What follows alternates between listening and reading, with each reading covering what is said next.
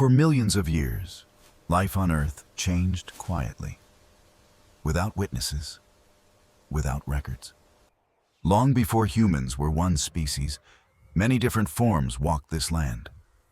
Evolution was never a straight path, never a single line.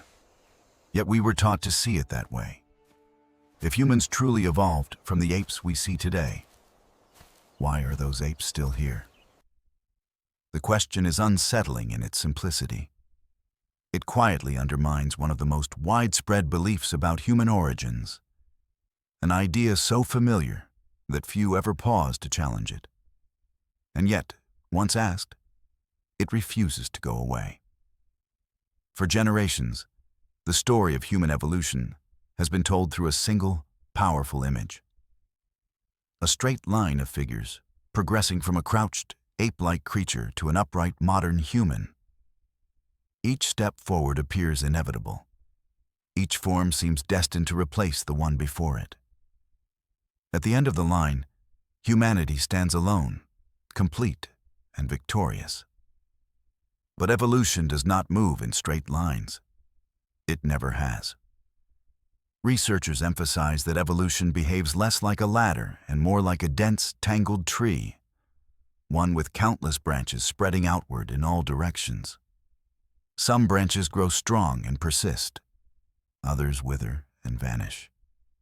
Many end abruptly, leaving behind only fragments and unanswered questions. No single branch is guaranteed to lead anywhere at all. And yet, in popular imagination, this complexity has been flattened into a comforting narrative. That humans are the final product of a simple upward march from primitive beginnings. That modern apes represent earlier stages of ourselves. That evolution has a clear destination, and that destination is us. This assumption, some anthropologists argue, may be the greatest misunderstanding of all. Humans did not evolve from modern apes.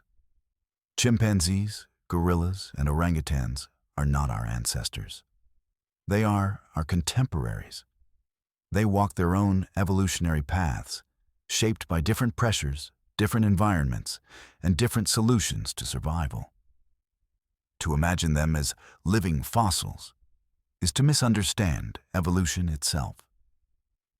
What the evidence actually suggests is something far less intuitive. Humans and modern apes share a common origin, an ancient population that no longer exists. A species that was neither fully human nor fully ape by modern definitions. A form of life that stood somewhere in between, now lost to time. Scientists refer to this elusive figure as the last common ancestor. It is not a single skeleton displayed in a museum. It is not a clearly defined species agreed upon by all researchers. It is a hypothesis, a shadow reconstructed from fragments of bone, genetic echoes, and geological clues. Somewhere deep in the past, this ancestor split into separate evolutionary paths. One path eventually led to chimpanzees and other apes. Another, far less certain path led toward us. Between those two paths lies a gap, wide, fragmented, and deeply unsettling. Because despite more than a century of fossil hunting, despite advances in genetics and imaging technologies, this last common ancestor has never been conclusively identified. We infer its existence. We debate its appearance. We argue over how it moved, what it ate, and how it survived. And in that uncertainty, an uncomfortable realization begins to take shape. If the true starting point of human evolution remains unknown, then the story we tell about where we came from may rest on assumptions more fragile than we are willing to admit. And this raises a deeper question, one rarely addressed outside academic circles. What if the foundations of our evolutionary story are not missing because the evidence is gone, but because we have been looking for it in the wrong way? The farther back we peer into the past, the more indistinct the figures become. Faces blur, Categories collapse. Labels like ape and human lose their meaning. What remains is not a clear origin story, but a fog of partial truths and unresolved contradictions. And somewhere within that fog, the first chapter of humanity waits, still incomplete, still debated, and still resisting a final answer. And if we cannot clearly see where our story begins, what else might we be misunderstanding about what it means to be human? The idea of a last common ancestor sounds deceptively simple. A single point in the distant past where two evolutionary paths quietly separated, one leading toward modern apes, the other toward us. But the reality is far more elusive and far more troubling. Researchers are careful with their language here because the evidence does not allow certainty. The last common ancestor was not half human. It was not a primitive version of ourselves waiting to improve. It was a species fully adapted to its own time, its own environment, and its own struggles for survival. In evolutionary terms, it was complete. Just as complete as we are now. What makes this ancestor so difficult to grasp is that it existed before the traits we associate with humanity had fully emerged. Before large brains, before complex tools, before language, art, or culture. And yet, it carried within it the potential for all of these things, or at least the conditions that would allow them to arise. Some scientists suggest this ancestor lived in a world very different from the one we imagine. Not a dense jungle filled with swinging apes, but a shifting mosaic of forests, woodlands, and open landscapes.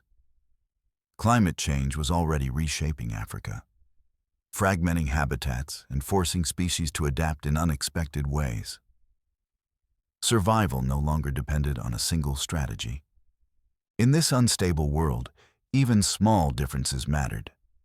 A slight change in posture, a different way of moving through trees or across the ground, a variation in diet, social behavior, or reproduction. Over time, these differences accumulated. Populations drifted apart. What was once a shared lineage slowly fractured into separate evolutionary experiments, each responding to the same pressures in different ways. One experiment favored strength and arboreal agility. Another favored flexibility, endurance, and eventually, something more subtle. But here is where the narrative becomes uncomfortable. There is no clear fossil that definitively marks this split. No universally accepted specimen that can be pointed to and declared, "This is the ancestor." Instead, the fossil record offers fragments, isolated skulls, partial jaws, scattered bones, each telling part of the story, but never the whole. These remains often blur the line between what we call ape-like and human-like, challenging the categories we rely on. Some specimens appear to walk upright, yet retain small brains. Others show ape-like faces combined with strangely human traits.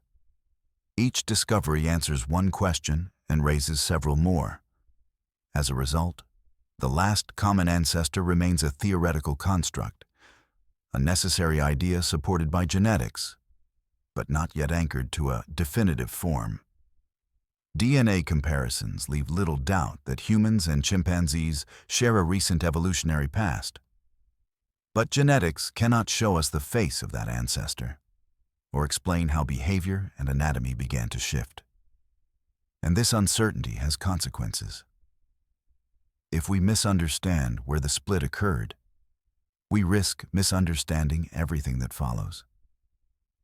We begin to impose modern expectations onto ancient creatures. We search for intelligence where none yet existed. We look for human purpose in a process that has none. Evolution does not aim. It does not plan. It does not strive toward complexity or consciousness. It responds. And the more closely researchers examine the early stages of human evolution, the clearer it becomes that our origins are not a tale of steady improvement, but one of contingency, of chance events layered upon environmental stress, geological change, and biological constraint.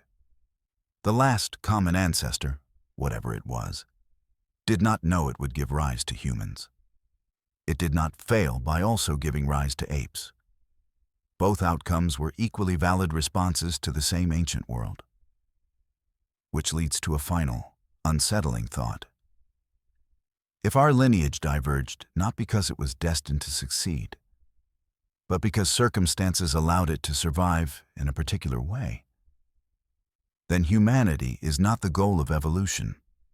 It is an accident of history.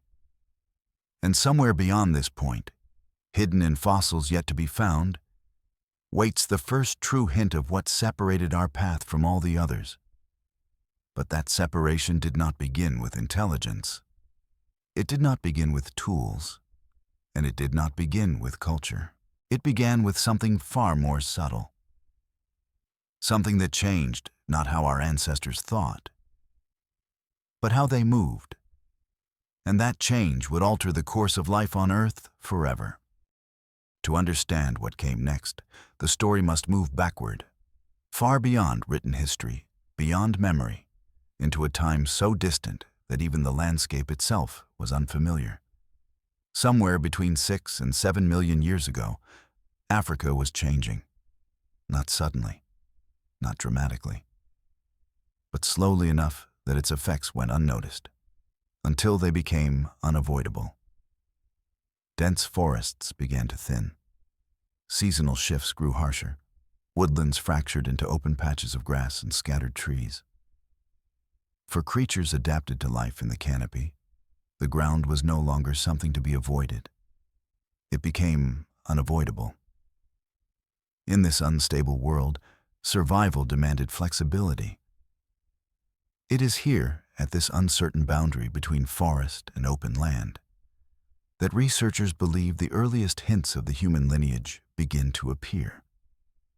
Not as a clear beginning, not as a bold transformation, but as a faint disturbance in the evolutionary pattern, something slightly out of place, a ghost ancestor.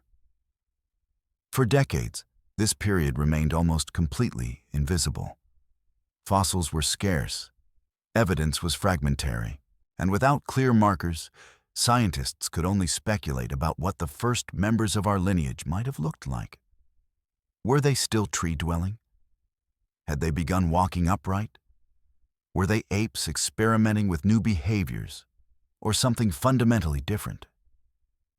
Then, in the early 21st century, a discovery emerged from an unexpected place.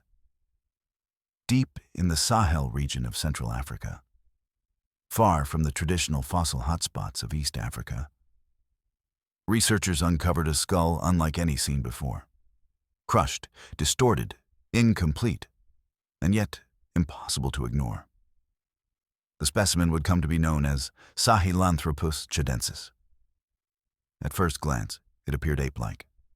A small brain case, heavy brow ridges, a face that did not resemble modern humans.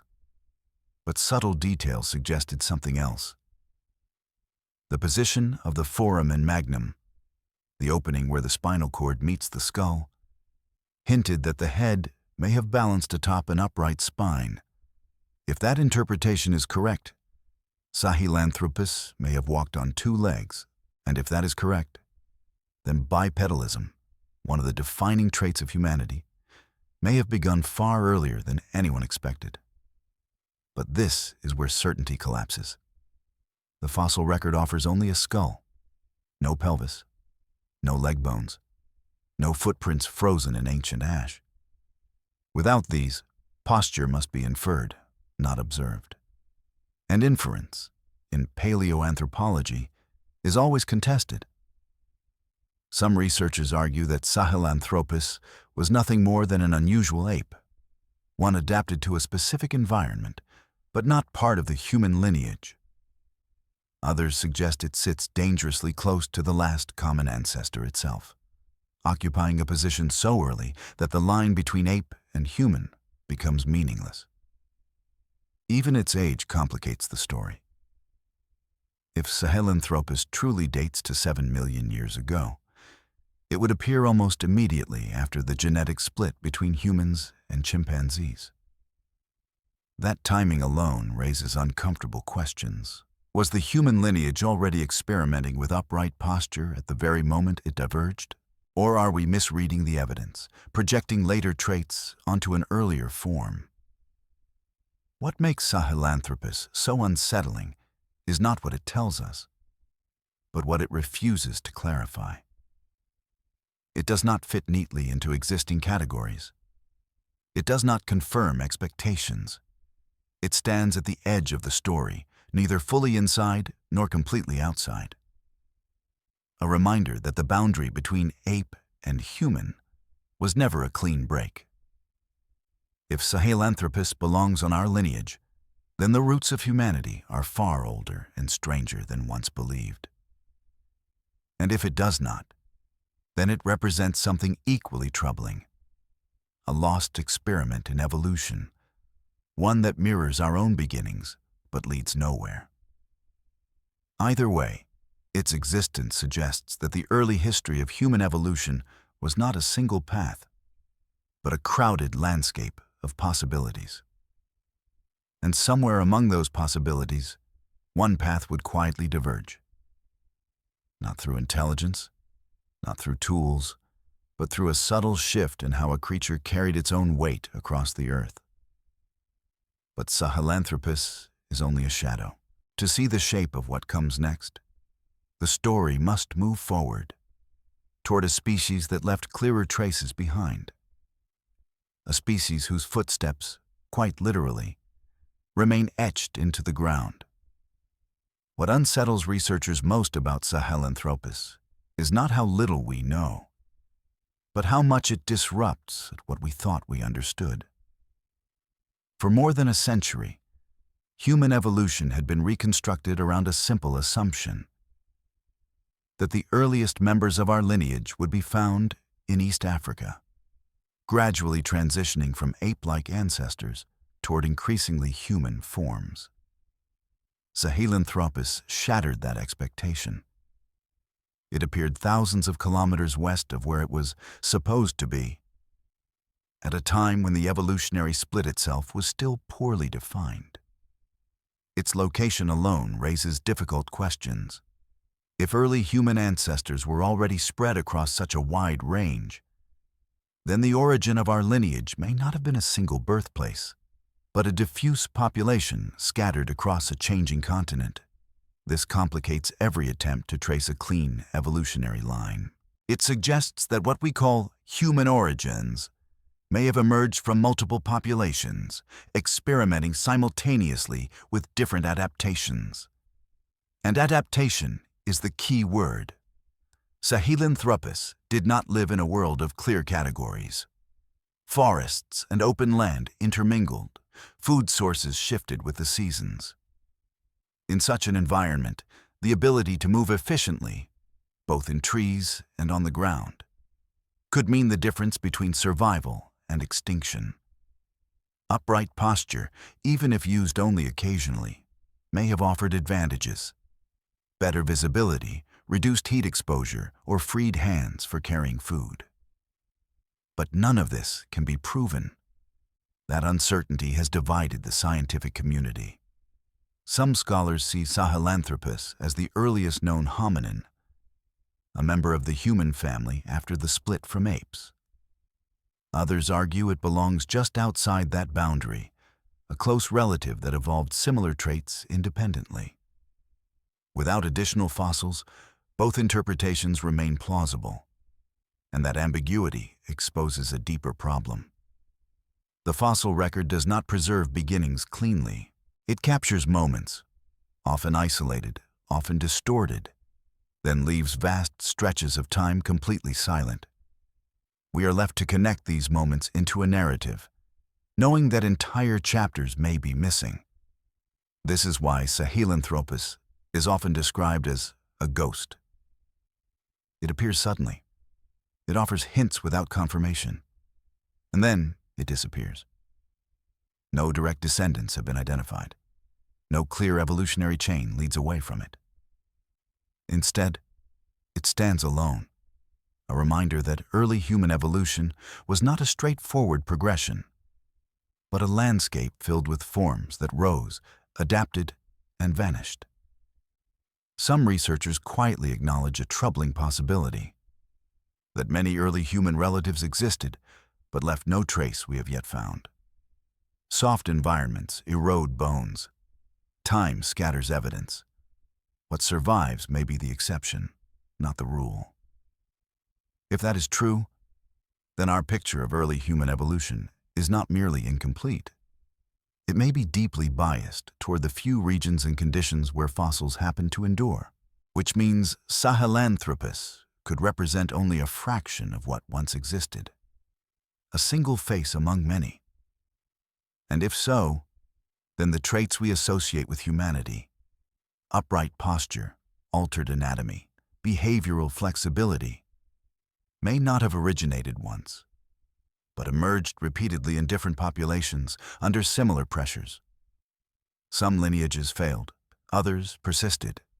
One, eventually, would lead toward us. But at this early stage, there is no clear winner, no defining moment, no unmistakable turning point.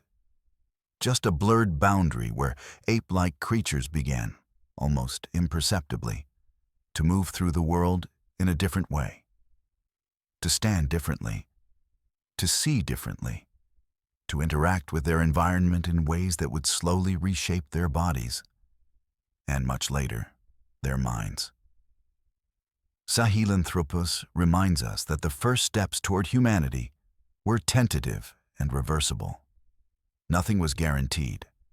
The experiment could have ended at any time, and in many cases, it did. To understand why one particular experiment endured, the story must move forward to a species that left behind more than a single skull, a species whose anatomy tells a clearer story of movement, adaptation, and survival. Because the next shift in human evolution would not be subtle, it would be written into the bones themselves.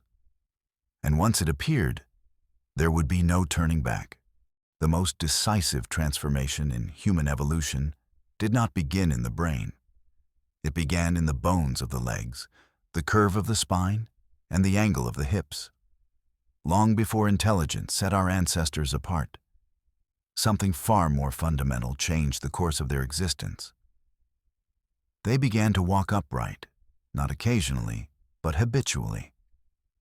Roughly 4 million years ago, a new kind of being emerged into a world still shaped by uncertainty. Forests continued to recede. Open landscapes expanded. Survival now required movement across longer distances, under a harsher sun, with fewer places to hide. This is where Australopithecus enters the record. Unlike the ghostly figures that came before, Australopithecines left behind multiple fossils, partial skeletons, skulls, and in one extraordinary case, footprints preserved in volcanic ash. Together, these remains tell a story that is difficult to ignore. They walked on 2 legs. The most famous among them is a small-bodied individual discovered in Ethiopia, known simply as Lucy. At just over 3 feet tall, with a brain scarcely larger than that of a modern chimpanzee, Lucy does not resemble what most people imagine when they think of a human ancestor. Her arms were long, her face protruded forward, her skull showed no sign of advanced cognition, and yet her pelvis, femur, and knee joints reveal something unmistakable. She was built to walk upright. This realization unsettled long-held assumptions. For decades, many researchers believed that large brains came first, that intelligence drove everything else. Australopithecus reversed that logic. Here was a creature with a small brain, limited tools, and no evidence of language, yet already committed to a human-like way of moving through the world. Standing upright came before thinking differently. Why would evolution favor such a risky adaptation? Walking on 2 legs is inefficient at first. It increases exposure to predators. It demands structural changes that take generations to refine.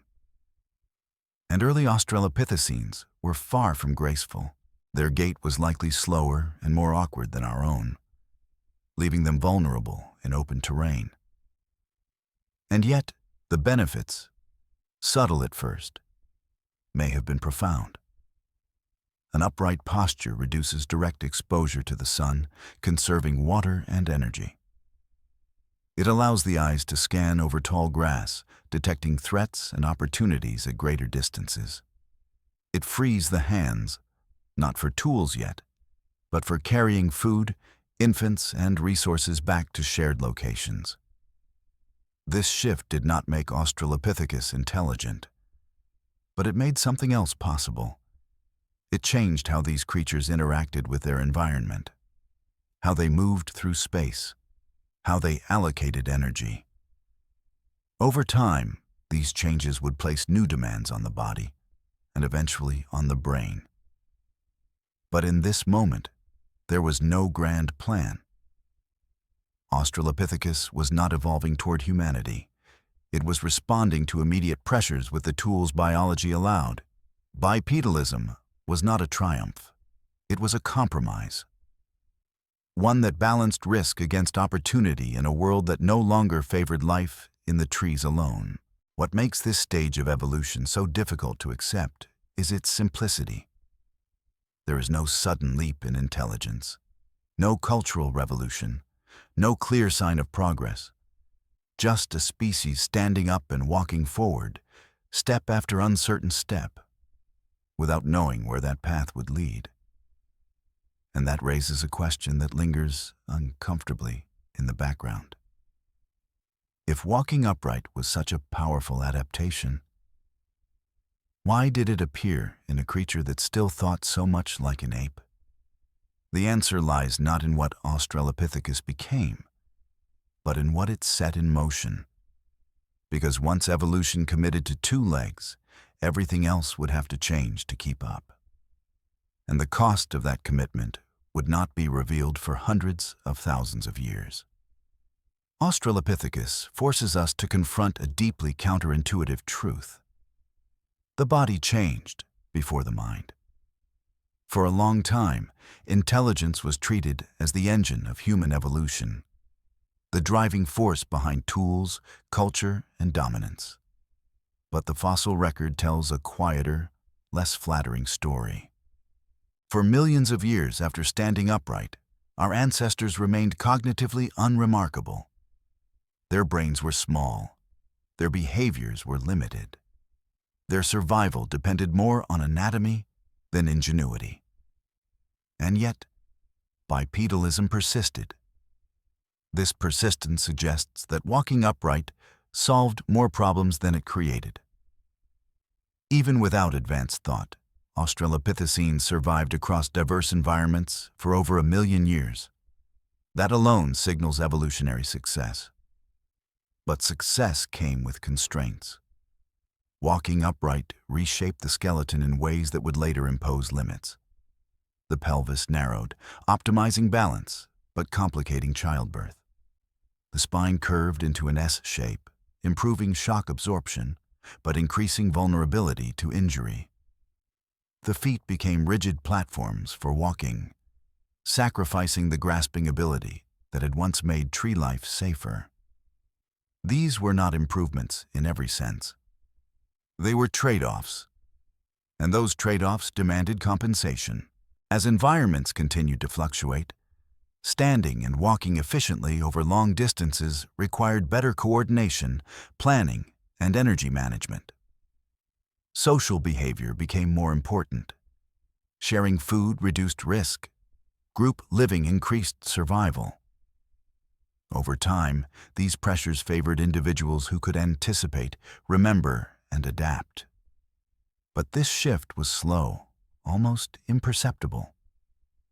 Australopithecus did not suddenly become clever. Instead, its way of life created the conditions under which intelligence would eventually become useful.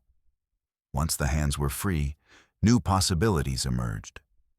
Once resources could be transported, cooperation mattered. Once infants had to be carried for longer periods, social bonds deepened. None of this required foresight. None of it required imagination. It required only that certain behaviors worked slightly better than others, generation after generation.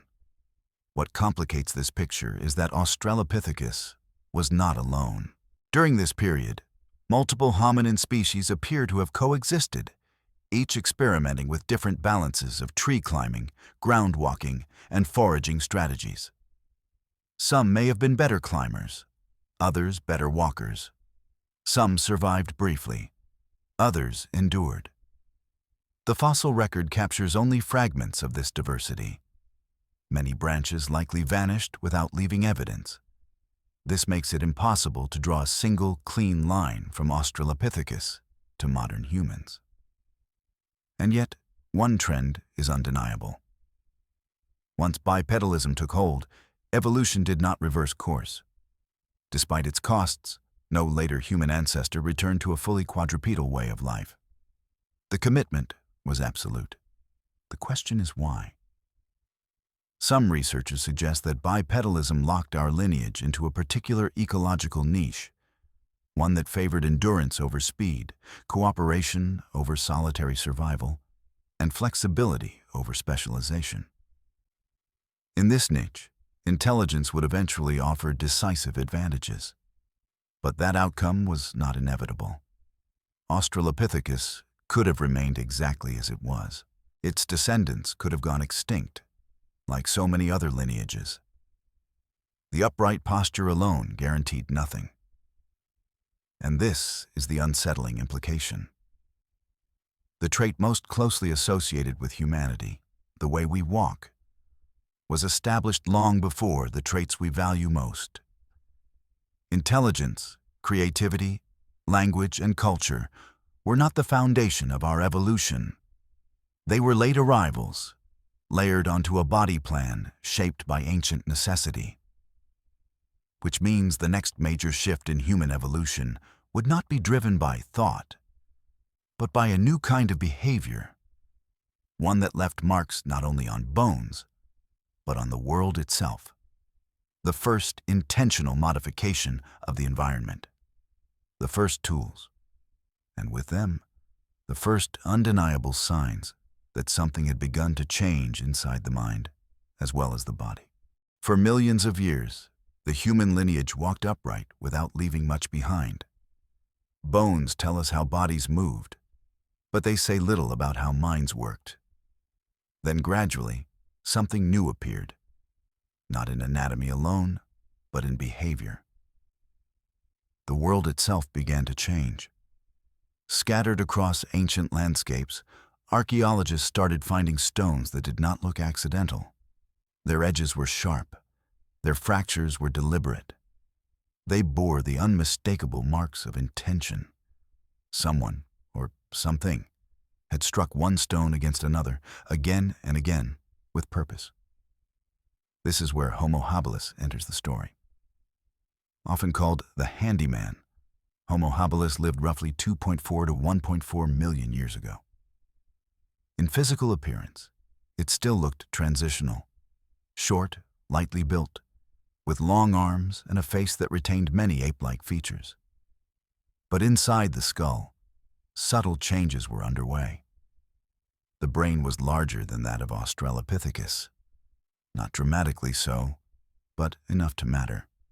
More importantly, this brain was being used differently. The stone tools associated with Homo habilis were simple by modern standards. Crude flakes and cores struck to create sharp edges. Yet their simplicity is deceptive. To make even the most basic stone tool requires foresight. One must recognize that a stone can become something else, that an object can be transformed to serve a purpose not immediately visible in its raw form. This marks a profound shift. For the first time, our ancestors were no longer merely responding to their environment. They were altering it. A sharp stone could cut flesh more efficiently than teeth. It could scrape hides, open marrow-rich bones, and access food sources previously out of reach. Each tool extended the body's capabilities beyond its biological limits. And with each use, the feedback loop intensified. Better tools meant better nutrition. Better nutrition supported larger brains. Larger brains allowed for more complex behaviors. But this process was slow and uneven. Homo habilis was not a master craftsman. Its tools show little standardization. Each piece was made for immediate use, then discarded. There is no evidence of planning far into the future, no clear signs of symbolic thought, no art, no ritual. This was not intelligence as we recognize it today. It was something more fragile, a flicker rather than a flame. Still, that flicker mattered. The act of tool-making required coordination between hand and eye, memory of previous successes, and the ability to imagine a result before it existed. These demands subtly reshaped the brain, favoring regions involved in planning and motor control. Over generations, these changes accumulated. Yet, even here, the story resists simplicity. Not all Homo habilis fossils look alike. Some researchers argue that what we call Homo habilis may actually represent several closely related species, each experimenting with different degrees of tool use and cognition. Once again, the evolutionary landscape appears crowded, not linear. Some lineages advanced slightly, then disappeared. Others persisted but left few traces. Only one would eventually continue forward. And that continuation was not guaranteed by intelligence alone. Homo habilis lived in a dangerous world, surrounded by larger predators and competitors. Tools helped, but they did not ensure dominance. Survival still depended on cooperation, adaptability, and resilience. What Homo habilis represents, then, is not the arrival of humanity, but the first unmistakable sign that the mind had begun to matter in new ways. A quiet moment in deep time when thought, however limited, started to shape survival. And once that threshold was crossed, there would be no return. Because the next step in this story would not merely involve tools, it would involve mastery over one of nature's most dangerous forces: fire. And with it, a transformation that would carry our ancestors far beyond the continent where they were born. What makes Homo habilis so difficult to place in the human story is not what it achieved, but how modest those achievements appear when viewed through a modern lens. There was no sudden awakening, no dramatic leap into awareness, no clear moment when instinct gave way to reason. Instead, the brain began to change quietly.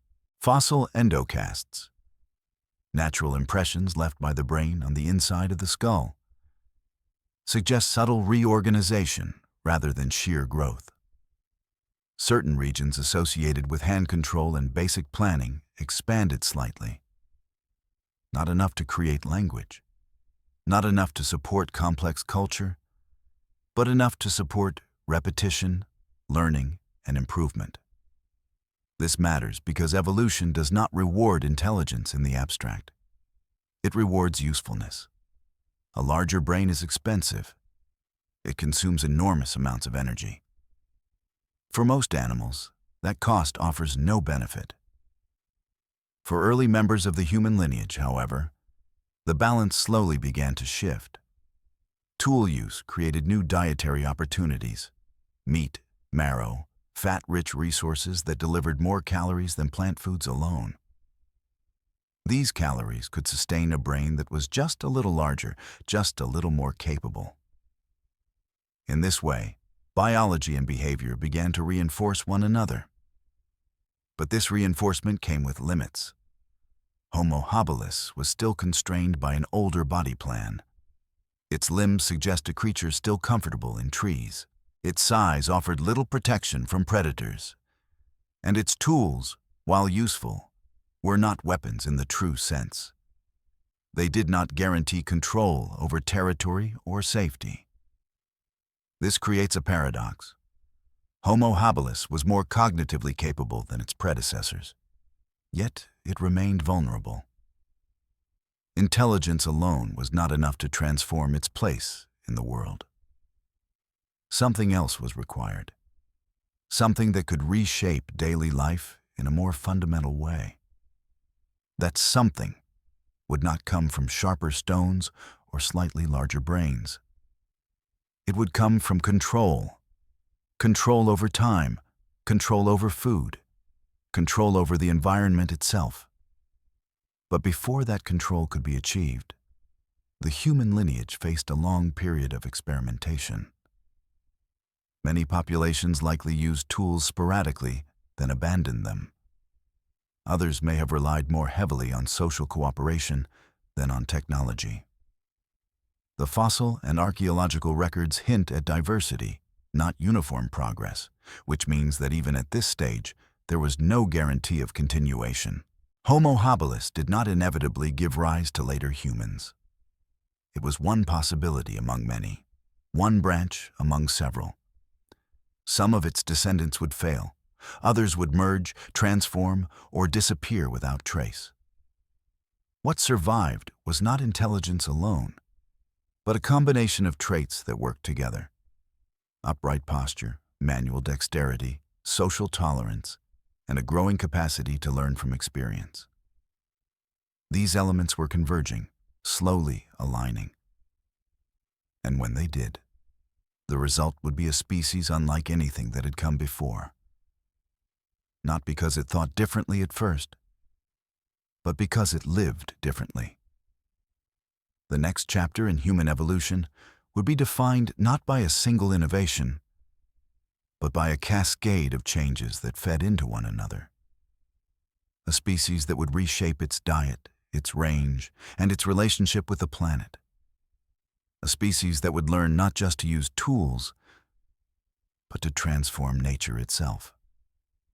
That species would be called Homo erectus, and with its emergence, the human story would expand beyond Africa, beyond familiar boundaries, and into a world that had never encountered anything like it before. When Homo erectus appeared, something fundamental changed, not just in anatomy, but in ambition. This was no longer a creature experimenting cautiously at the edges of survival. Homo erectus was built for endurance. Its body proportions were strikingly modern. Long legs, shorter arms, a narrower pelvis, and a torso adapted for efficient, long-distance travel. For the first time, the human form began to resemble our own. But this resemblance is deceptive. Homo erectus did not think like us. It did not imagine the future in abstract terms.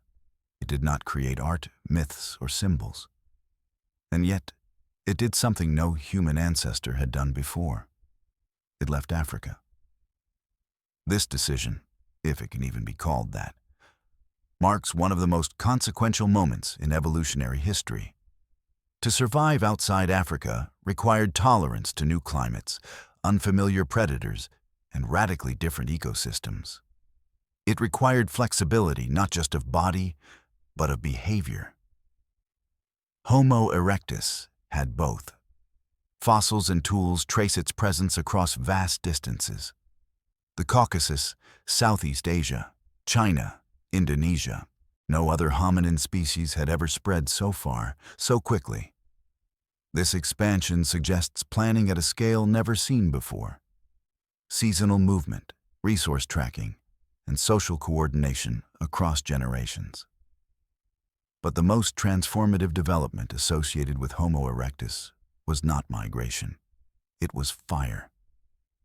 The earliest evidence of controlled fire remains debated, but by around 1 million years ago, possibly earlier, Homo erectus appears to have mastered it.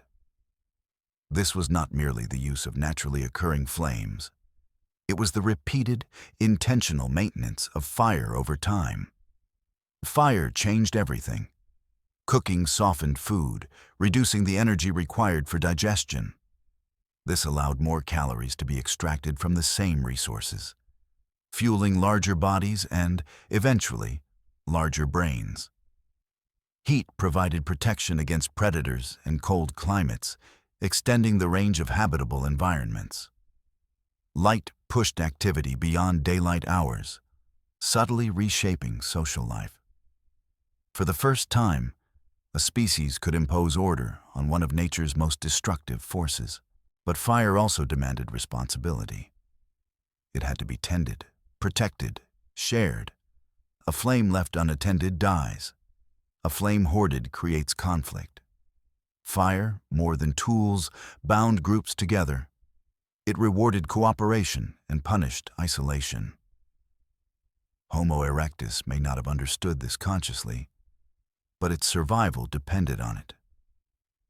And here lies the paradox. Despite its achievements, Homo erectus did not undergo rapid cognitive transformation. Its brain was larger than that of Homo habilis, but still far smaller than ours. For nearly 2 million years, its tools changed very little. The same basic hand axes appear again and again across time and geography. Stability, not innovation, defined this species. Which raises a troubling question. How could a species so successful, so widespread, so resilient, remain so cognitively conservative? The answer may lie in the very traits that made Homo erectus endure. Its adaptations worked. Its way of life was sufficient. Evolution does not reward creativity for its own sake. It rewards survival. And for Homo erectus, what already existed was enough. For nearly 2 million years, this species dominated the human lineage, longer than any other.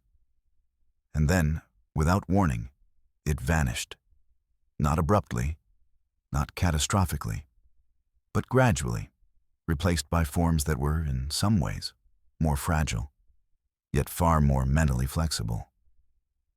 Which suggests a sobering truth.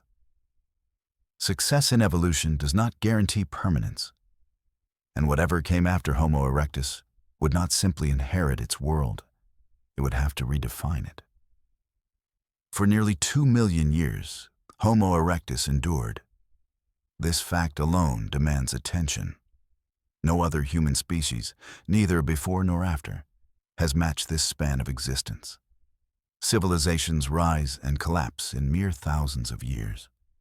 Homo erectus survived ice ages, droughts, volcanic winters, and continental shifts. It adapted not by rapid innovation, but by remarkable consistency. Its tools remained simple. Its social structures were likely stable. Its way of life changed little across vast stretches of time. In evolutionary terms, this was success. And yet, that success carried a hidden cost. Stability reduces pressure to change. When an adaptation works well enough, there is little incentive for experimentation. Homo erectus occupied a niche that favored endurance, cooperation, and control of fire, but not necessarily creativity or symbolic thought. Its cognitive world may have been practical, grounded in immediate needs rather than abstract possibilities. The hand axe illustrates this perfectly. Across Africa, Europe, and Asia, archaeologists find nearly identical stone tools separated by hundreds of thousands of years. The shape is consistent. The method is familiar. The function is reliable. This suggests cultural transmission, but also rigidity. The tool was perfected early, and there was little reason to alter it. For Homo erectus, repetition was not failure, it was survival. But environments do not remain static forever. As climates became more unpredictable, as ecosystems shifted more rapidly, flexibility began to matter more than strength or endurance alone. Small changes in temperature, food availability, or disease patterns could favor individuals who adapted quickly, not just physically, but behaviorally. And this is where Homo erectus began to lose its advantage. Its long childhoods were shorter than ours. Its capacity for learning may have been limited compared to later humans. While it could master fire and tools, it may have struggled with rapid innovation or complex social negotiation. Over time, these limitations became increasingly costly. New human forms began to appear. They inherited much from Homo erectus: upright posture, endurance walking, tool use, fire, but added something different. Their brains were larger, but more importantly, they were organized in new ways. They were better at learning, at social bonding, at adapting behavior to novel situations. Homo erectus did not disappear overnight. For thousands of years, it likely coexisted with these emerging human relatives. In some regions, it may have persisted longer than anywhere else, gradually fading as populations were replaced or absorbed. The fossil record is silent on the details, but the pattern is clear. Eventually, the longest-running experiment in human evolution came to an end. And this ending forces us to confront an uncomfortable idea. Homo erectus was not inferior. It was not a failure. It did almost everything right. But evolution does not preserve what is merely sufficient. It preserves what adapts fastest when conditions change. Which means the disappearance of Homo erectus was not a tragedy. It was a transition, a handover. The world was becoming more complex. Survival now required not just physical resilience, but mental flexibility. Not just cooperation, but communication. Not just endurance, but imagination. Still faint, still emerging, but growing in importance. The next phase of the human story would not be defined by one dominant species ruling alone for millions of years. It would be defined by diversity, by multiple human species sharing the planet at the same time, by overlap, interaction, and competition, by relatives who looked different, thought differently, and lived differently. Some would thrive in cold northern climates, others in isolated mountain ranges or distant islands. Each adapted to its own version of the world. They would be our closest kin, our lost brothers, and they would force us to reconsider what it truly means to be human. For a long time, humanity imagined itself as a solitary triumph, the lone survivor of a brutal evolutionary contest. But this image is an illusion created by time. There was a period, not so long ago in evolutionary terms, when the Earth was shared by multiple kinds of humans. They walked the same landscapes. They hunted similar prey. They watched the same skies and endured the same cold nights. And they were not us. By roughly 400,000 years ago, the human family tree had become crowded. Descendants of Homo erectus diversified into new forms, each shaped by local environments and isolation. Among them were the Neanderthals in Europe and Western Asia, and the mysterious Denisovans, known mostly from fragments found in Siberia and genetic traces carried by living people today. These were not primitive brutes. Neanderthals, in particular, challenged nearly every stereotype we once held. They were powerfully built, with broad chests and thick bones adapted to cold climates. Their brains were as large as, sometimes larger than, those of modern humans. Their anatomy reflects a life of intense physical demand, but not intellectual absence. Archaeological evidence reveals a complex picture. They made sophisticated stone tools. They controlled fire. They hunted large animals cooperatively. They cared for injured and elderly individuals who could not survive alone. Some sites suggest intentional burials. Others hint at the use of pigments and personal adornment. These behaviors imply social bonds, memory, and possibly symbolic thought.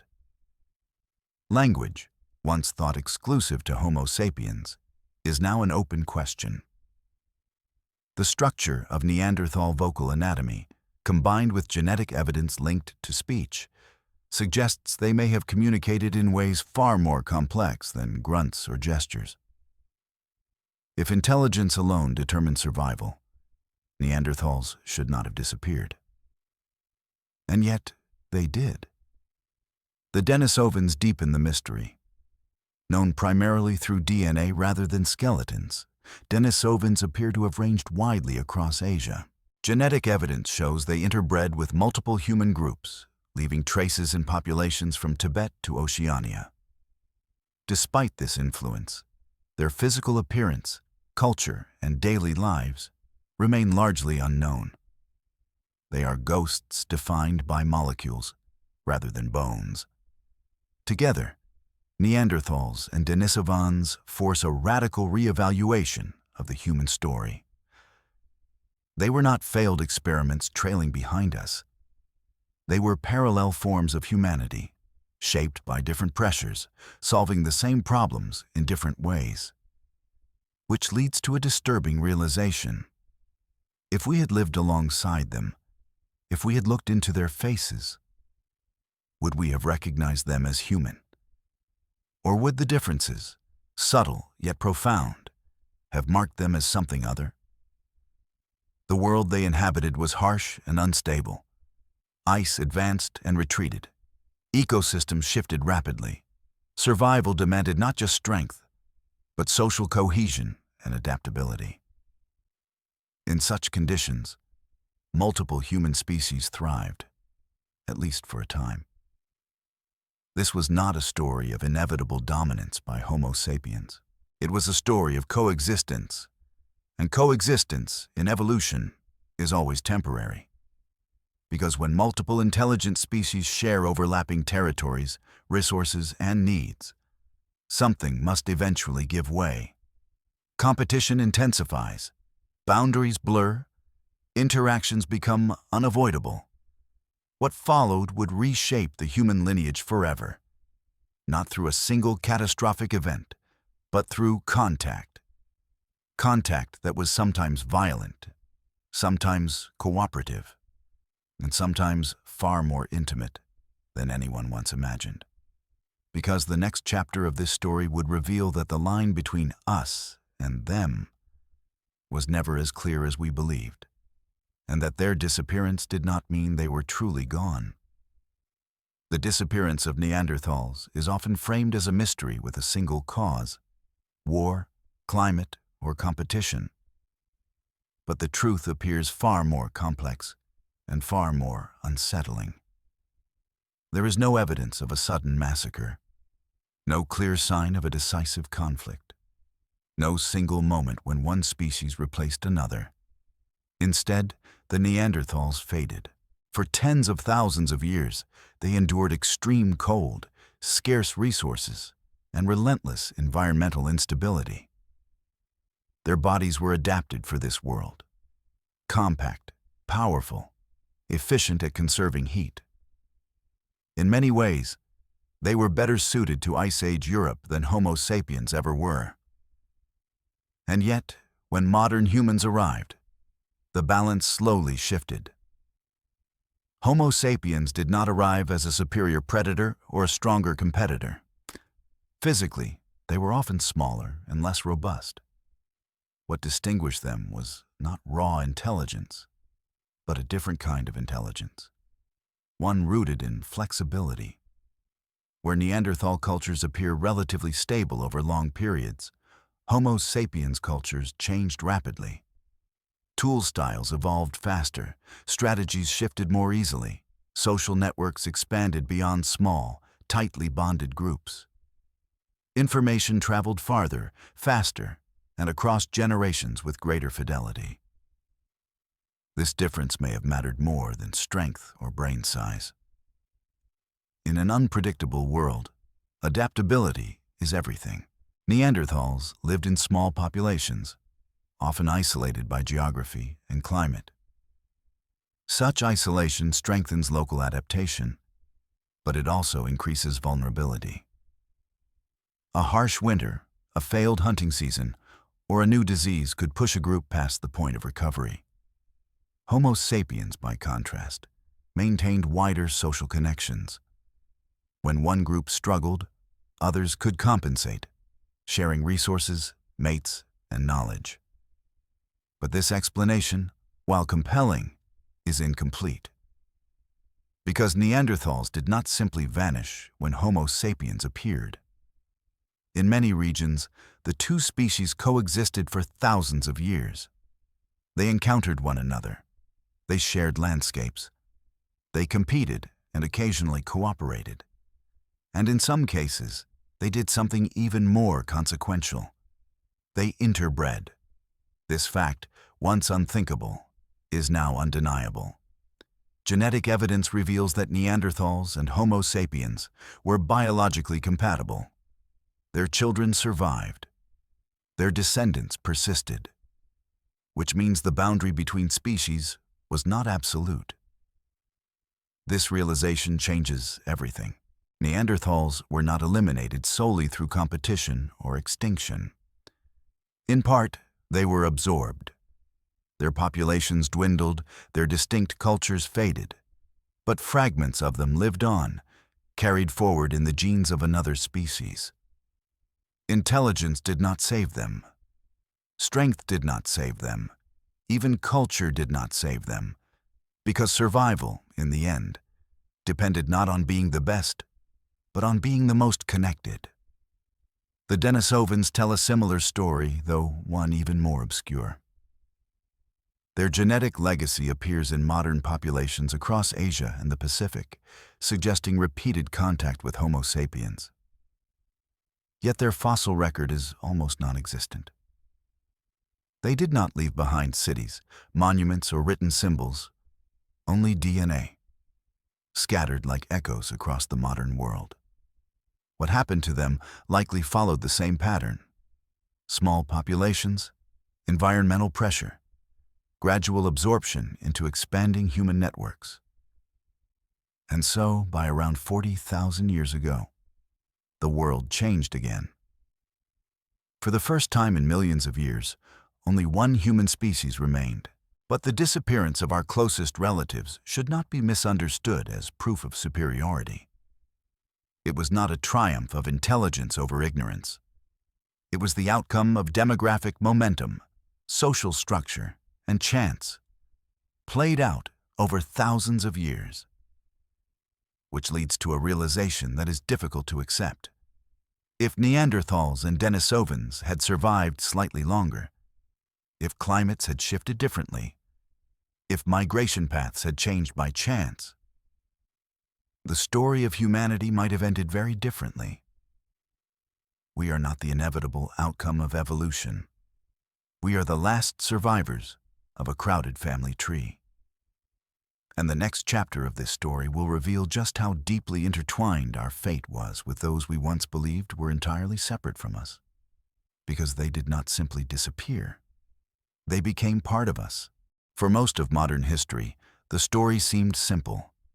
Neanderthals went extinct. Denisovans vanished without a trace. And Homo sapiens continued alone. But this narrative collapsed the moment scientists learned how to read the past, not from bones, but from blood. When the first Neanderthal genome was sequenced, researchers expected confirmation of separation. What they found instead was something far more disturbing.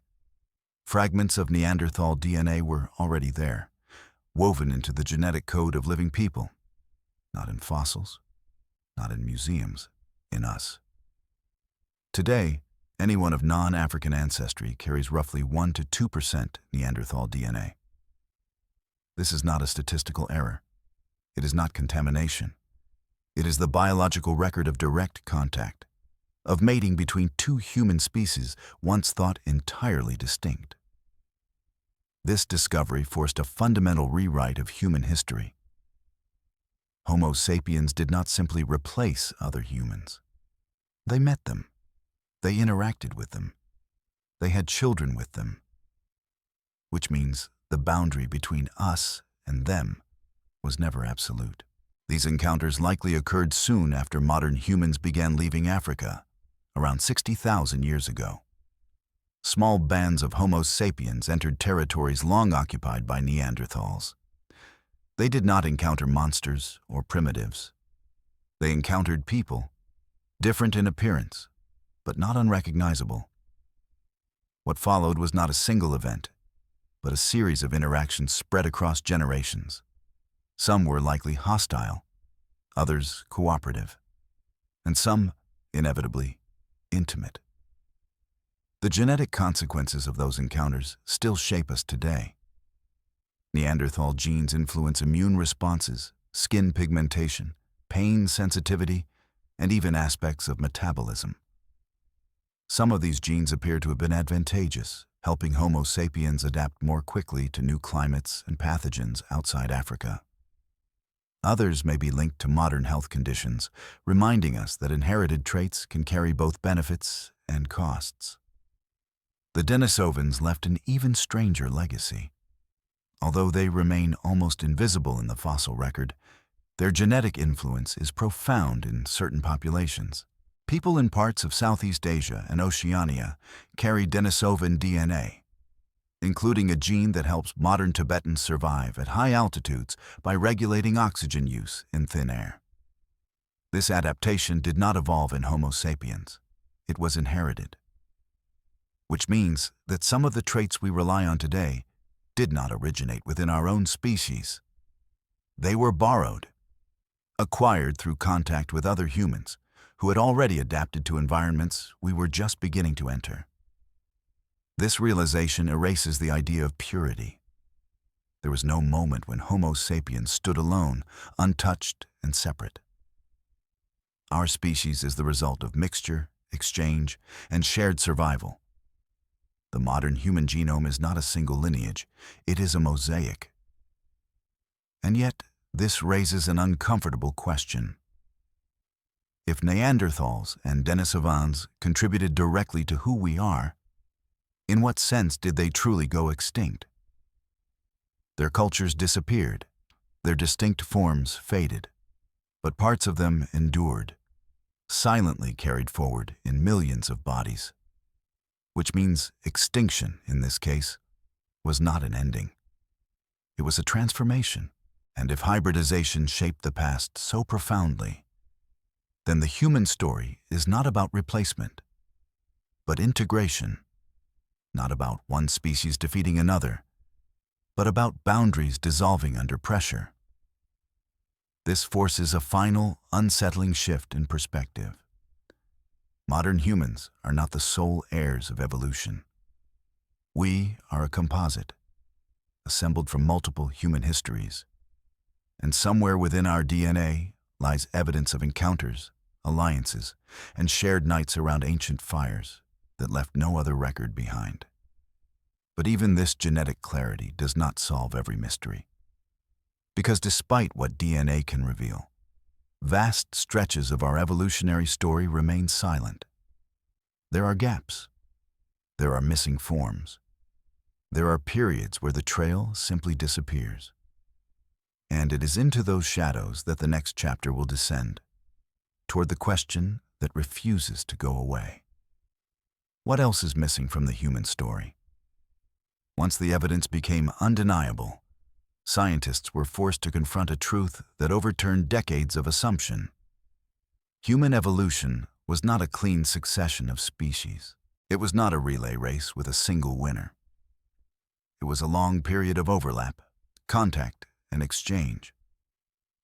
Hybridization was not an anomaly. It was part of the process. For a long time, interbreeding between different human species was imagined as rare, accidental, or biologically insignificant. But the genetic data tells a different story. The patterns are too widespread, too consistent, too deeply embedded in modern populations to be dismissed as isolated events. This means encounters between Homo sapiens and other humans were not just fleeting moments at the margins of history. They were recurring interactions that shaped who survived and how. In evolutionary terms, hybridization can be powerful. It allows traits adapted in one population to move rapidly into another without waiting for slow mutation. For Homo sapiens entering unfamiliar territories, this may have been decisive. Neanderthals and Denisovans had already lived in these environments for hundreds of thousands of years. They had adapted to cold, altitude, and local pathogens. Through interbreeding, Homo sapiens gained access to that hard-earned biological knowledge. But hybridization also has limits. While some genes persisted, entire populations did not. Neanderthals and Denisovans gradually lost their demographic independence. Their numbers were small, their ranges fragmented.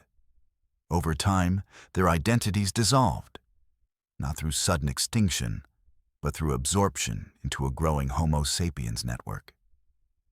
This process is slow, quiet, and almost invisible in the archaeological record. No dramatic collapse, no final stand, just fewer Neanderthals each generation, until there were none left who could be called Neanderthal alone. And this challenges one of our most deeply held ideas. We often imagine survival as domination, as one group overpowering another. But in this case, survival was collective. Traits survived even when species did not. Biology proved more flexible than identity, which leads to a disturbing implication. If Neanderthals had been slightly more numerous, if Denisovan populations had been more connected, if Homo sapiens migrations had unfolded differently, there might be more than one kind of human alive today. The boundary that defines us was not inevitable. It was contingent, shaped by chance, movement, and numbers rather than destiny. And yet, despite what genetics has revealed, it has also exposed a deeper problem. DNA can tell us that interbreeding occurred. It can tell us roughly when, but it cannot tell us how it felt.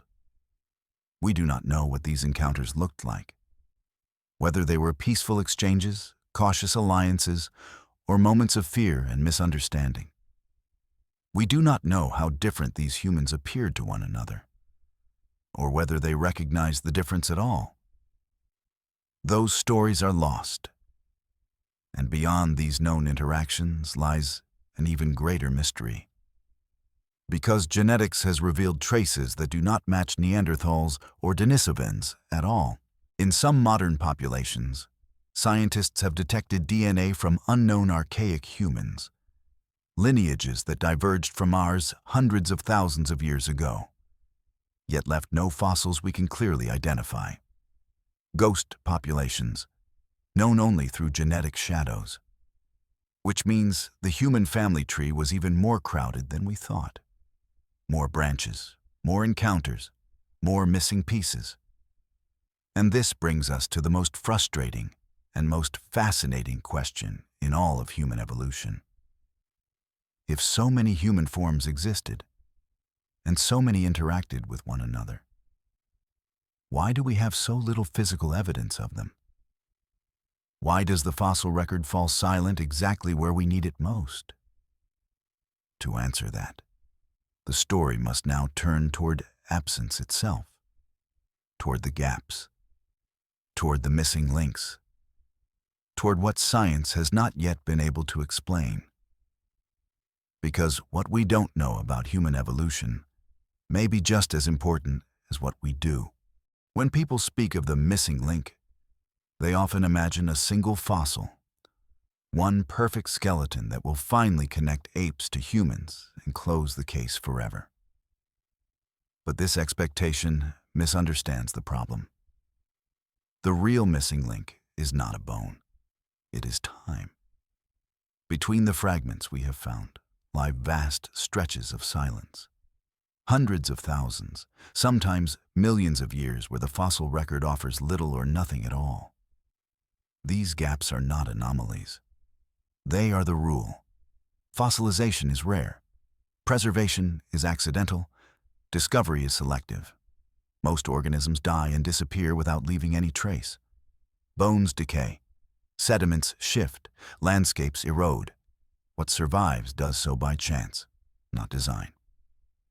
As a result, the history we reconstruct is built from isolated moments, stitched together across deep uncertainty. In human evolution, this uncertainty is especially profound. Critical transitions between the last common ancestor and early hominins, between Australopithecus and Homo, between Homo erectus and later humans, are precisely where the evidence thins. Instead of smooth sequences, we find clusters of fossils separated by emptiness. And into that emptiness, interpretation rushes in. Scientists infer relationships based on morphology, geography, and age. But these inferences are always provisional. A single new discovery can upend decades of consensus. What once seemed like a clear lineage can fracture into multiple branches overnight. This is why debates over classification never truly end. Is a specimen ancestral or merely related? Does it represent a new species or variation within one? Are similarities evidence of descent or of convergence under similar pressures? These questions have no easy answers when the data is incomplete. The missing link, then, is not something waiting patiently in the ground. It is a recognition that our picture of human evolution is necessarily fragmented. We are attempting to reconstruct a continuous process from discontinuous evidence. And yet, the silence itself is revealing. The gaps suggest that human evolution was not a single, narrow path. It was expansive, experimental, and crowded. Many lineages rose and fell without leaving durable traces. Others overlapped briefly, then vanished. What we see is only what happened to endure long enough and in the right conditions to fossilize, which raises an uncomfortable possibility. What if the most important transitions occurred in places where fossils rarely form? In forests rather than open plains, in tropical regions where acidity destroys bone, in landscapes long since erased by tectonic activity or rising seas. If so, entire chapters of our evolutionary story may be permanently inaccessible. This does not mean the story is false. It means it is incomplete. And incompleteness invites caution. Because when evidence is sparse, narratives can become shaped by expectation rather than data. We begin to see progress where there may have been only survival, direction where there may have been only chance. The missing link, in this sense, is a warning. A reminder that the absence of evidence is not evidence of absence, but neither is it proof of continuity. Between what we know and what we assume lies a boundary that science must constantly navigate. And as research pushes deeper into these gaps, the picture grows more complex, not less. The more we search for a single origin, a single defining moment, the more the evidence resists us. Because human evolution was not a straight line waiting to be filled in. It was a mosaic, one in which many pieces may be lost forever. But there is another reason the missing link remains elusive. And it has less to do with geology, and more to do with the limits of human perception itself. The search for the missing link is often portrayed as a technical problem. One more fossil to uncover, one more excavation to fund, one more discovery waiting just beneath the surface. But the deeper problem may not lie in the ground. It may lie in how we think. Human perception is shaped by patterns. We look for sequences, causes, and conclusions. We expect stories to have beginnings, middles, and ends. And so, when we study evolution, we instinctively search for continuity, for a clean transition from one form to the next. Nature does not cooperate. Evolution leaves no labels, no signposts, no clear borders between before and after. Species do not change all at once. Populations shift gradually, unevenly, across regions and generations. At any given moment, there may be no clear distinction between what something was and what it is becoming. The categories we rely on: species names, ancestral lines, evolutionary stages, are human inventions imposed on a process that does not recognize them. This creates an illusion. We imagine missing links because we expect evolution to resemble a chain. But in reality, it is closer to a tangled web, where many threads overlap, diverge, and disappear without ever connecting in the way we expect. When scientists debate whether a fossil belongs inside or outside the human lineage, they are often confronting this very limitation. The specimen may represent a population in transition, neither fully ancestral nor fully derived. In such cases, classification becomes less about truth and more about convention. And convention changes. Over the past century, numerous fossils have been heralded as the missing link, only to be reclassified later as side branches, cousins, or unrelated experiments. Each revision reflects not failure, but refinement.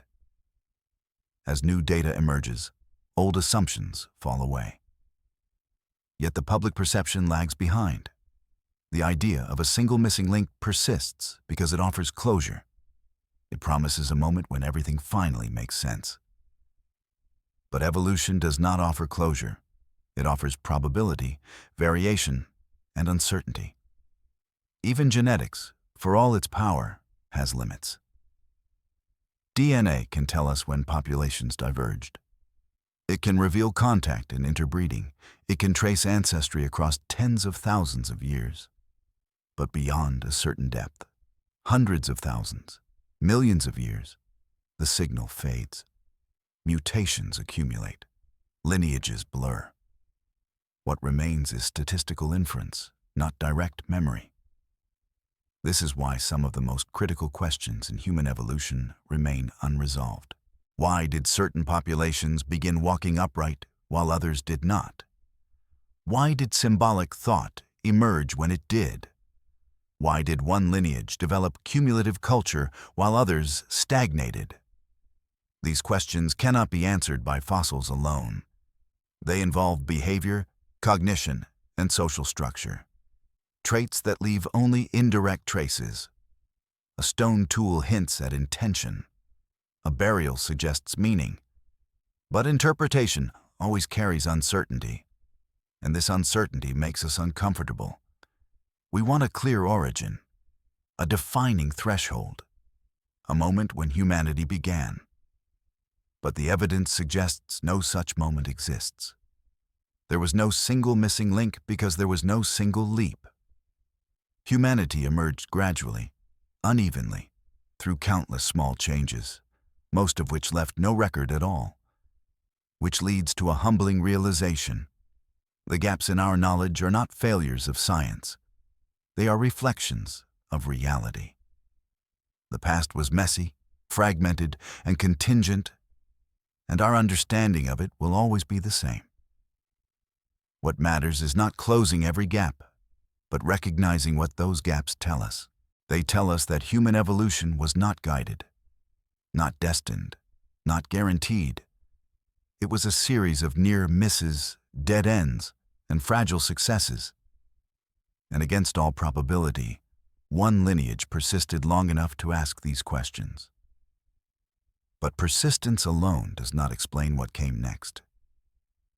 Because even after the anatomy of modern humans appeared, something extraordinary still had to happen. Something that would separate us not just physically, but mentally, from every other human who had ever lived. A shift not of bone, but of mind. A transformation that would give rise to language, imagination, and the ability to create worlds that exist only in thought. That transformation would come later. And when it did, it would change the meaning of being human forever. Anatomically, modern humans appeared in Africa around 300,000 years ago. Their skeletons looked strikingly familiar. Tall, lightly built, with rounded skulls and faces that would not seem out of place today. By all outward measures, they were human. But for tens of thousands of years, Nothing remarkable happened.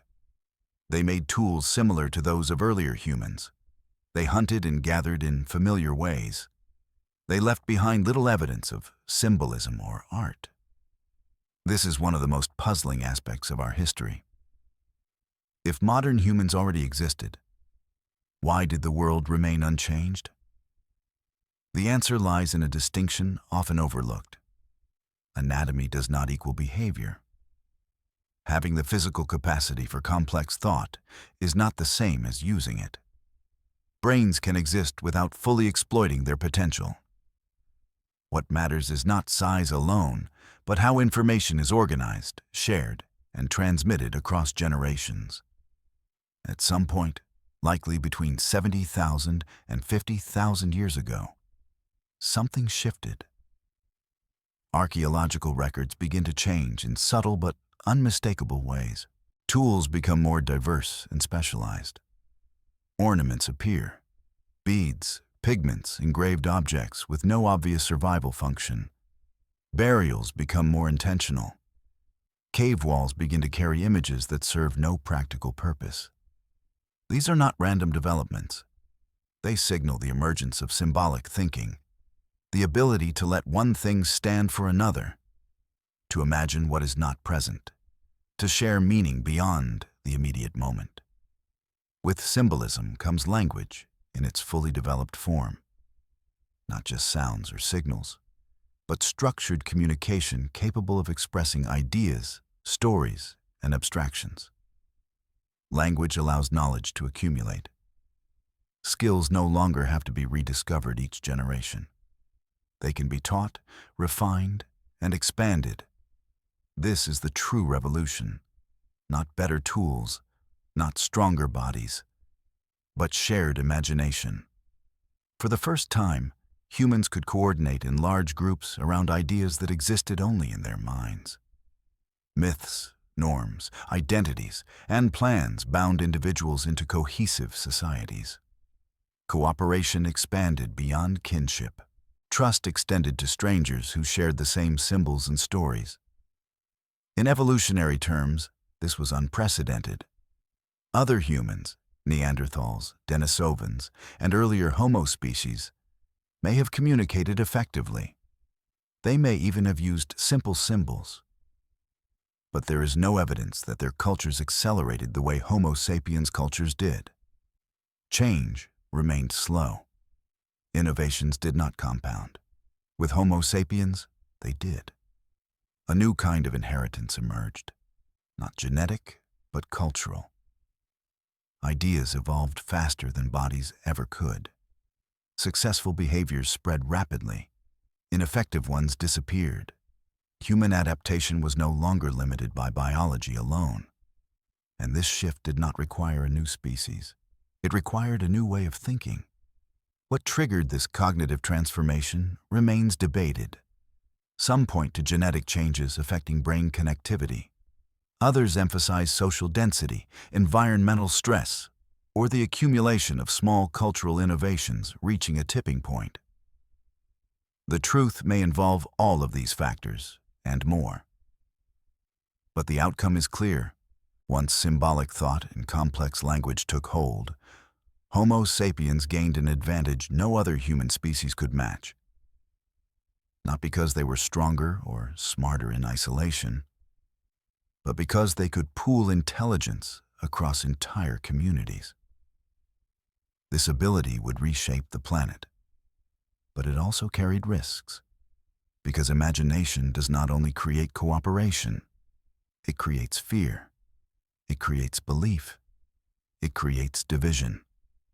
The same cognitive tools that allowed humans to survive would eventually allow them to dominate and destroy. Yet at this moment in the story, none of that was inevitable. The cognitive shift did not announce itself. It left no single marker. It unfolded gradually, unevenly across populations. But once it began, it could not be undone.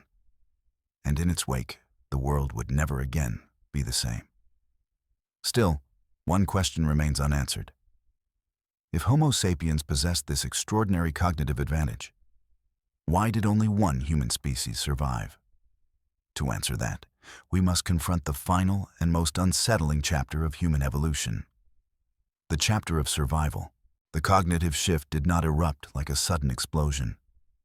It unfolded quietly, unevenly, and almost invisibly, until its consequences became impossible to ignore.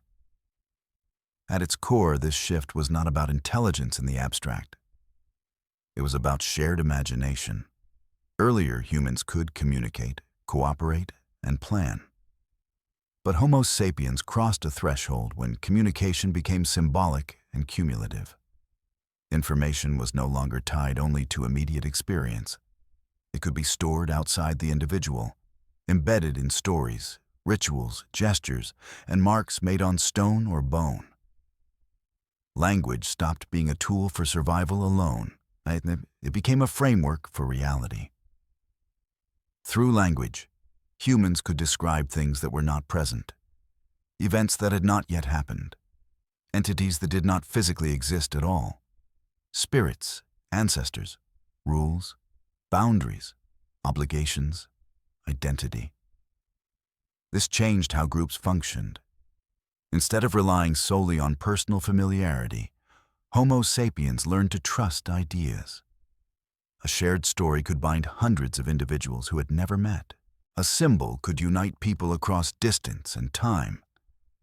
Cooperation scaled upward, far beyond what biology alone would allow. This was not a minor advantage. It meant larger groups, more reliable food sharing, better defense, faster recovery after loss. Groups that shared stronger narratives survived longer, not because their beliefs were true, but because they aligned behavior. In evolutionary terms, coherence mattered more than accuracy. This is where Homo sapiens quietly surpassed all other humans. Neanderthals may have communicated effectively. They may have had traditions, rituals, even symbolic behavior. But there is little evidence that their cultures accelerated over time. Change appears slow, conservative, bound closely to environment. Homo sapiens cultures behaved differently. Innovation did not reset with each generation. It stacked.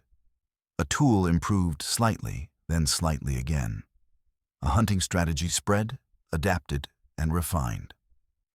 Knowledge accumulated rather than disappearing. Culture began to evolve faster than biology. This shift altered the rules of survival.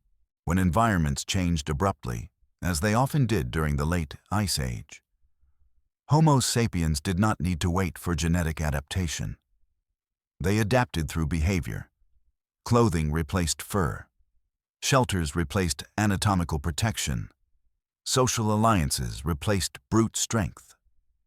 But imagination carried a cost. The same mental capacity that allowed humans to cooperate on large scales also allowed them to divide the world into us and them. Once identities were defined by shared beliefs, exclusion became possible. Fear could be imagined. Threats could be exaggerated. Violence could be justified not by necessity, but by narrative. This was new. Earlier humans competed primarily for resources. Homo sapiens competed for meaning. And meaning is far more dangerous. Beliefs can spread faster than facts.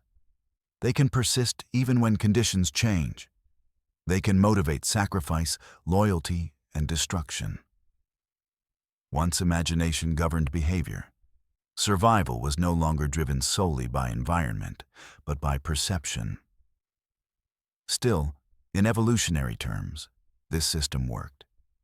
Homo sapiens expanded rapidly. Their populations grew larger and more connected. Ideas flowed across territories. Innovations spread unevenly, but relentlessly. In contrast, other human species remained fragmented, isolated by geography and smaller group size. Over time, this imbalance became irreversible. Neanderthals did not lose because they were less intelligent. They lost because they were fewer, more isolated, slower to change.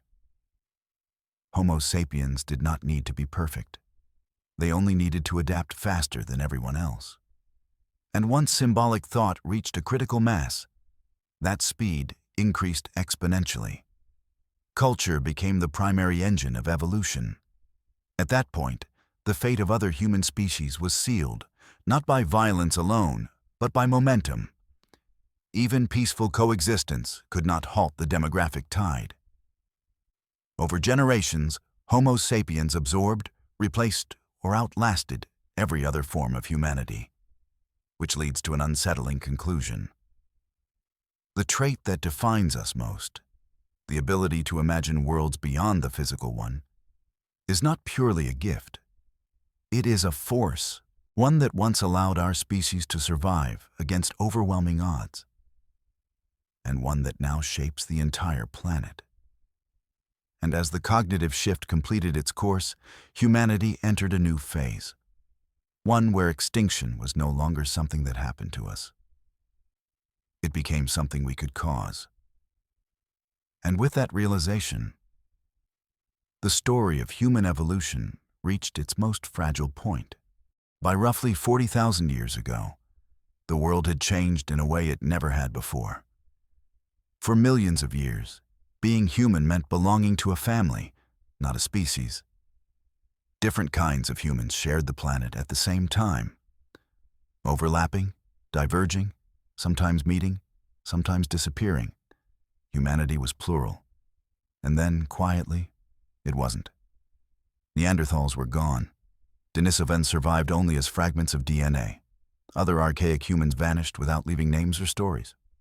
Only Homo sapiens remained. This outcome is often explained as a triumph of intelligence, as if evolution had finally chosen its champion. But the evidence does not support a simple victory narrative. Homo sapiens did not win because they were the strongest, the most advanced, or the most enlightened from the beginning. They endured. And endurance, in evolution, is rarely about a single advantage. It is about resilience under uncertainty, about having enough options when the world removes the obvious ones. First, there was population size. Homo sapiens lived in larger, more connected populations than other humans. That alone changes the math of survival. Large populations buffer against extinction. When one camp fails, another persists. When one bloodline ends, another carries the lineage forward. Small populations, especially scattered ones, are exposed to the cruelty of chance. A harsh winter, a disease outbreak, a sequence of failed hunts, or the loss of a few fertile adults can push a group past the point of recovery. Second, there was connectivity. Homo sapiens maintained broader social networks, and those networks acted like lifelines. Information could travel farther than any single individual ever would. Where water could be found in a dry season, which plants turned bitter after frost, which stone fractured cleanly into cutting edges. Innovation spread faster, and so did warnings. When conditions shifted in one region, solutions developed elsewhere could arrive like an inheritance. A connected population can lose a valley and still keep its future. Third, there was flexibility. Homo sapiens did not rely on one strategy. They shifted diets, altered tools, changed seasonal routes, and reorganized social roles with remarkable speed. This flexibility was not merely practical, it was cognitive. Shared imagination allowed humans to coordinate around plans that did not yet exist, to align behavior through rules, stories, and obligations that lived inside the mind. That kind of coordination can turn scarcity into strategy. None of this required superior morality. None of it required peaceful intentions. It required responsiveness. Importantly, the disappearance of other humans does not appear to have been driven solely by systematic violence. Conflict likely occurred, but the record points to a slower, uneven process, shaped by climate instability, demographic imbalance, absorption through interbreeding, and simple bad luck. In many regions, Homo sapiens arrived after other humans were already under pressure. In others, coexistence lasted thousands of years before gradual replacement unfolded. There was no single ending, no universal collapse. Only fewer non-sapiens humans with each passing generation, until the category itself became meaningless. And this forces a difficult realization. Homo sapiens did not survive because evolution favored them. They survived because circumstances aligned just enough, just long enough. A different climate pattern, a delayed migration, a slightly smaller founding population. Any of these could have changed the outcome. If Neanderthals had lived in larger networks, if Denisovans had remained connected across Asia, if symbolic culture had accelerated elsewhere first, the planet today might host multiple kinds of humans, each convinced they were the final form. Instead, the human lineage narrowed to a single branch. And for the first time in its history, humanity stood alone, not as the culmination of evolution, but as its sole remaining experiment. What followed would no longer be a story of competition between human species. It would be a story of what happens when one species inherits the entire future of its lineage, and whether it can survive the power it has acquired. And in the silence left behind, a new question begins to breathe. Standing alone did not mark the end of human evolution. It marked a transformation in how evolution would operate. For the first time, natural selection no longer acted primarily through climate, predators, or scarcity. It began to act through humans themselves, through their choices, technologies, and stories. Biology did not disappear, but it was gradually overshadowed by something faster and far more volatile. Culture. With no other human species to compete against, Homo sapiens turned inward. Selection pressures shifted from interspecies survival to intraspecies dynamics. Cooperation, conformity, belief, and innovation became the forces that determined success. Those who adapted culturally thrived. Those who did not were marginalized, absorbed, or erased. Not always biologically, but socially. This was a new evolutionary arena. Tools no longer just extended the body. They reshaped environments. They altered diets, movement, and reproduction. Fire gave way to agriculture. Agriculture gave rise to settlements. Settlements created hierarchies, borders, and systems of control. Survival became less about finding food and more about navigating social structures that existed only because people believed in them. And belief, once again, proved decisive. Shared imagination scaled beyond tribes into civilizations.